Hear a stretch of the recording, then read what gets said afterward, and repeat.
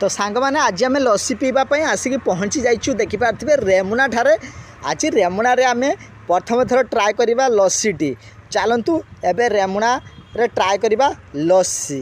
सांग मैंने आज आम खरा बेले आसिक पहुँच जाइचु लस्सी पीवाई। रेमुना गोष्ठी स्वास्थ्य केन्द्र यहाँ रही देखिपे ताहारी आगे रही जहाँकि श्री माधव दुर्गा माधव लस्सी हाउस। चलतु से ट्राए करवा।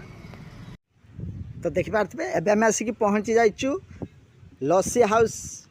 तो एबे आम सांगे साथ ऑर्डर करदेलु जहाँकि राबड़ी लस्सी एठी 50 टंका अच्छी। तो सांगे साथ भाई एबे तैयारी करवा आरंभ करदेले। आज आम राबड़ी लस्सी एठी ट्राए करवा। एत सस्तार मिलूँ बहुत बढ़िया भाव में देखिए। फाइनाली आसीला राबड़ी लस्सीटी जार दाम मात्र 50 टंकार आपण मैंने पाइपर।